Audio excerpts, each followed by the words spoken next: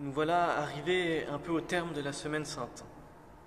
Après les rameaux que nous fêtions dimanche dernier, après Jeudi Saint, durant cette journée-là, nous nous sommes souvenus que Jésus avait institué au cours d'un repas l'Eucharistie et le sacerdoce, qu'il avait inventé, célébré la première messe et créé les prêtres pour continuer à le faire.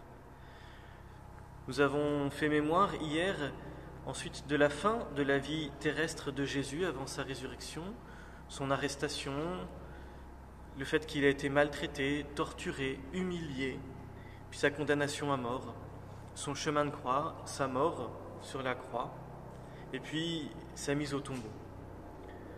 Vous vous souvenez, peut-être, j'espère, avez-vous pris le temps de relire ce qui est écrit dans les évangiles à ce sujet-là. Vous vous souvenez qu'une fois que Jésus est mort, ses proches ont été comme pressés de mettre son corps dans un tombeau.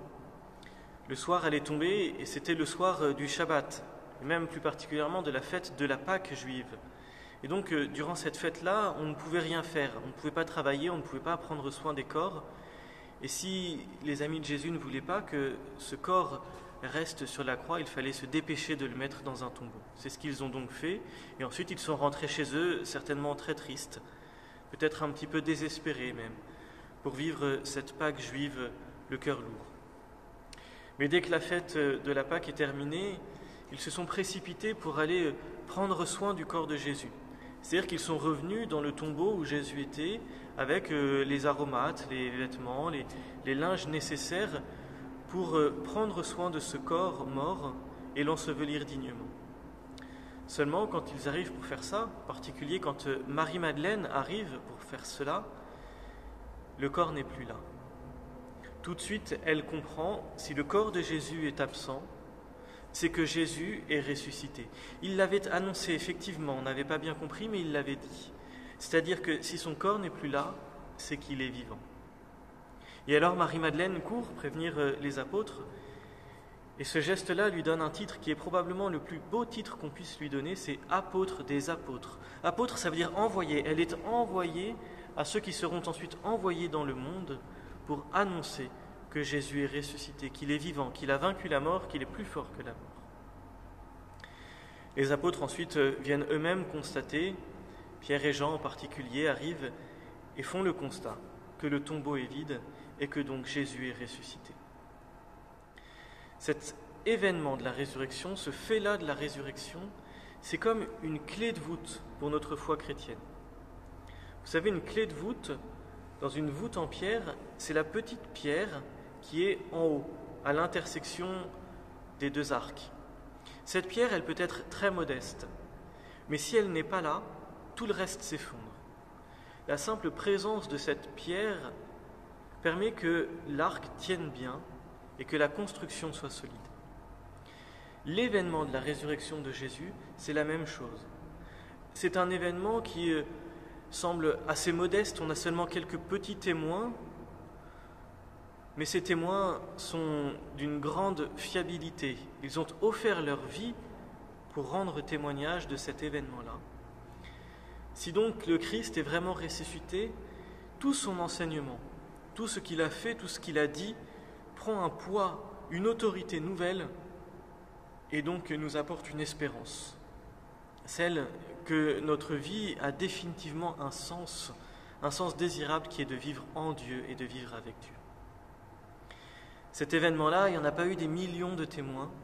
C'est pour ça que cette pierre, elle est petite, elle est modeste, mais elle est extrêmement solide, parce que les témoins ont fondé leur vie sur cela, et par cela même, ils nous expriment le sérieux de cet événement. Cet événement de la résurrection, donc, pour nous chrétiens, c'est irremplaçable. C'est la plus grande fête et on n'a pas assez d'une messe ou d'une journée pour la fêter. Cet événement, il est tellement important qu'on le fête durant une très grande messe, la plus grande de l'année, dans la nuit où Jésus est ressuscité, et encore une messe le lendemain, et encore en fait pendant une semaine, on appelle ça une octave. C'est tellement important que pendant 8 jours, on dit tous les jours « Aujourd'hui Christ est ressuscité ». Comme si c'était une journée qui s'étalait sur une semaine, tellement cette journée est importante. Donc la nuit de Pâques, il y a cette grande messe qu'on appelle la Vigile de Pâques, avec ces rites très particuliers. J'espère que l'année prochaine, vous aurez l'occasion d'y participer. Je voudrais m'arrêter sur 2 éléments importants de cette messe qui peuvent vous aider à donner du sens. Le premier élément, c'est ce cierge pascal. Ce cierge, il est allumé solennellement, il est allumé de manière très belle et bénie durant la nuit de Pâques. Ce cierge, il a ensuite une lumière en haut, comme tout cierge. Cette lumière, elle sert à nous souvenir que Jésus est notre lumière, qu'il éclaire notre chemin et donne du sens à notre vie.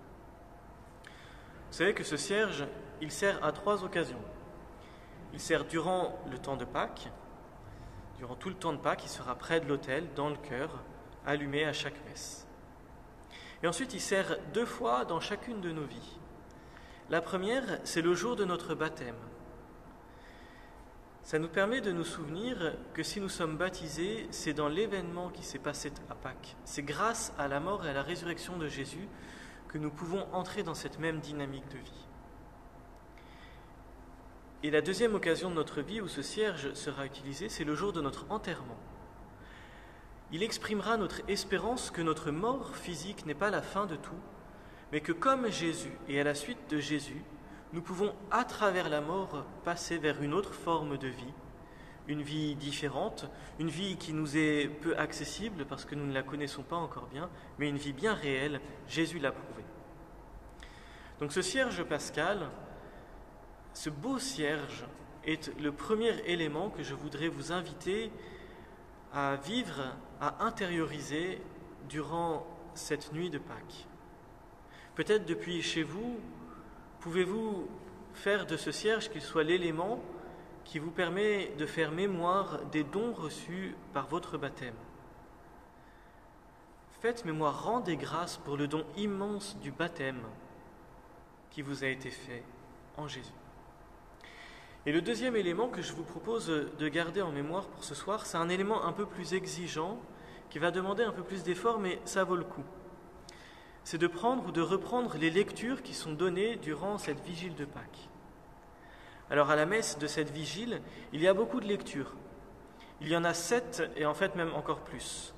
Parce qu'elles racontent étape par étape et de manière très belle et très cohérente toute l'histoire du salut, toute l'histoire de Dieu avec les hommes depuis son projet au tout début jusqu'à la venue de Jésus. C'est une magnifique catéchèse sur l'histoire du salut.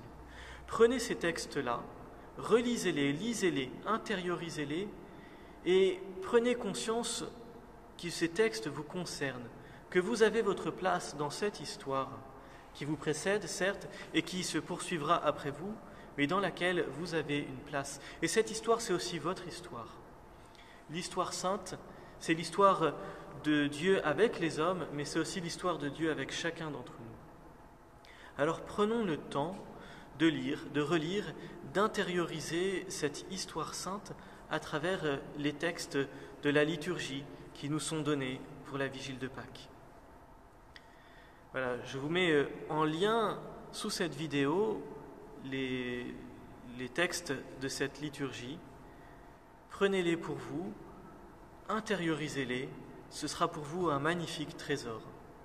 Et à tous, je souhaite une belle fête de Pâques, que le Seigneur éclaire vos vies, qu'il vous illumine, qu'il vous apporte sa joie, sa paix et son espérance, afin que vous aussi, vous sachiez autour de vous partager cette espérance.